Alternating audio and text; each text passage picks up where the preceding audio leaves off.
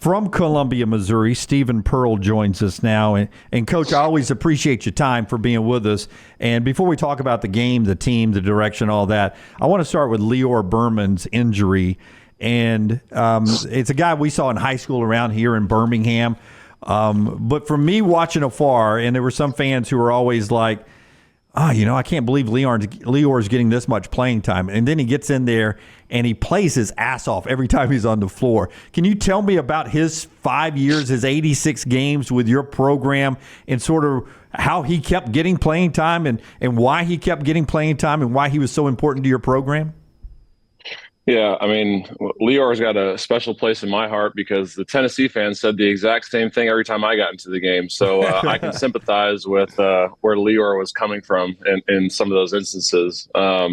But, I mean, the reason why Lior Berman played meaningful minutes for Auburn was because he's our hardest worker, and he's a Division I high major basketball player. Just straight to it. People can say what they want, but when the kid was out there on the floor, we were better as a basketball team, offensively and defensively. He understood his assignments. He did them to the best of his abilities. He let us get into our offense. He made open shots. He added dimension to his game this year of getting downhill and getting to the rim and finishing. So, we as a coaching staff had supreme confidence in Lior. And I tweeted the other day, no one deserved the injury less and no one deserves success more than Lior Berman, because he's the epitome of, he's the epitome of why we're in college coaching, honestly.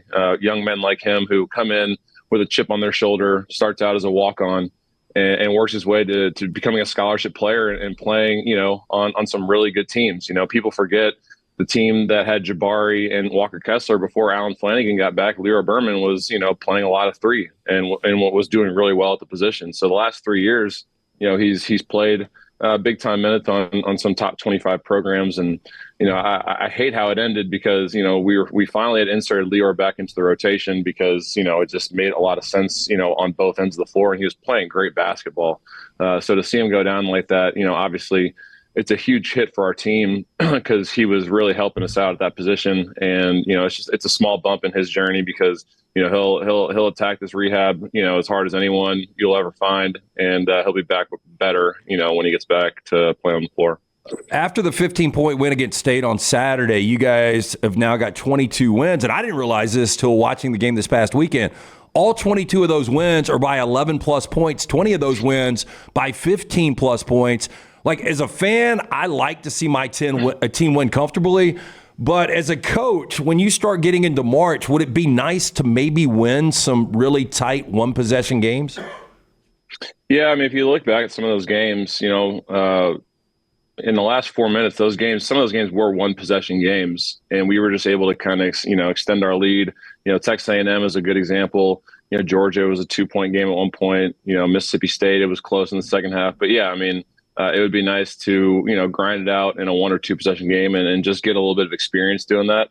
But, at the end of the day, like that's not really something that we can control, in our games. Our guys have done a really good job of, obviously, keeping our foot on the gas and extending our leads. If you look at, our resume, people keep asking, why are you guys 6 in the net?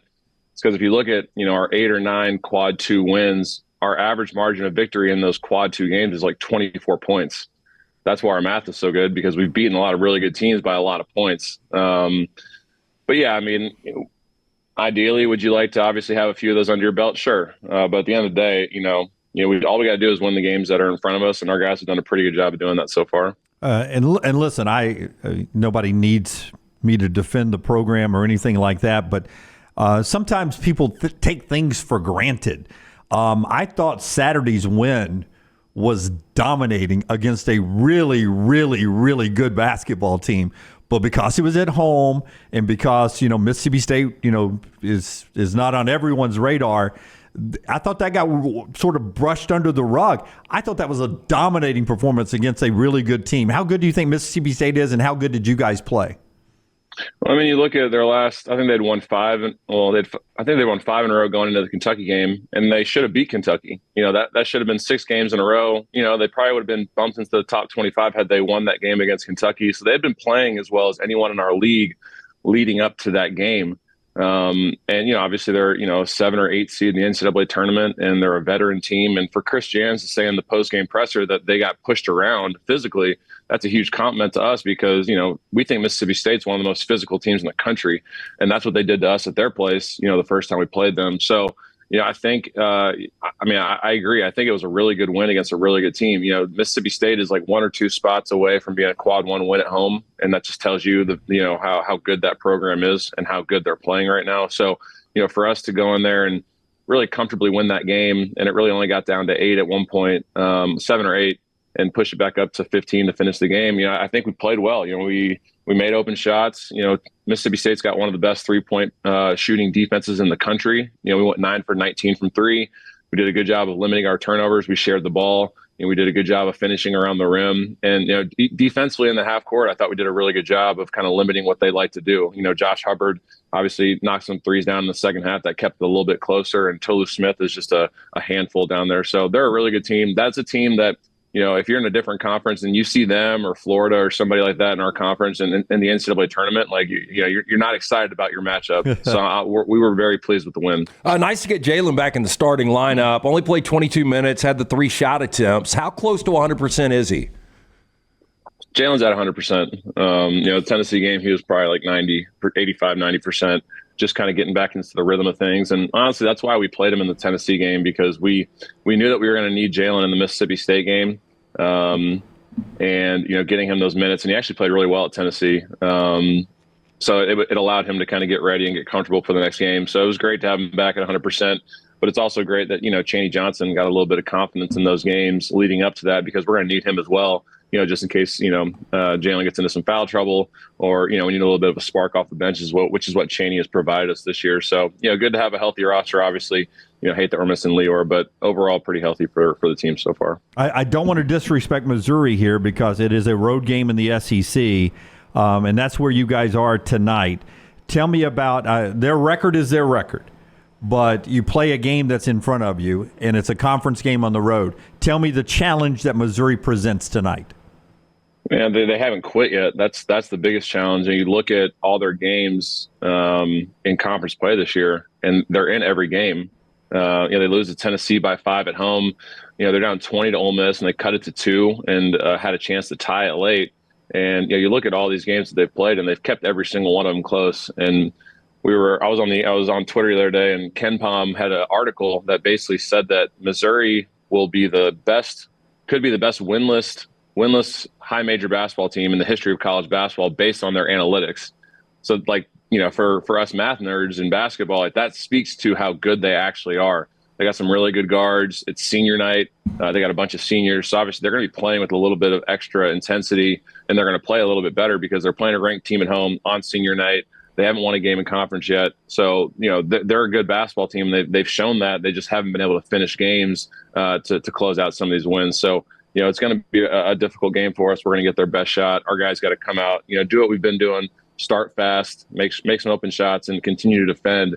And hopefully that can carry us on to a win. A couple of things I've never wanted. I never want to be in prison. I don't want to get deposed. And I never wanted to be a dog smell guy. And so I've never had a dog smell in my house till recently. I rescued the 2 Vizslas.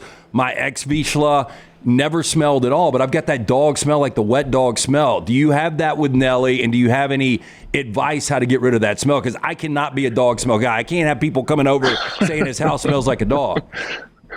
Yeah, no, we don't have that issue with Nelly, so I'm not really sure if I can help you in that regard and how to get the dog smell out of the house. I got nothing there. They don't smell. I mean, I don't know what's going on. It's my boy Bullet, the one that was found in the woods. He's just got a smell to him.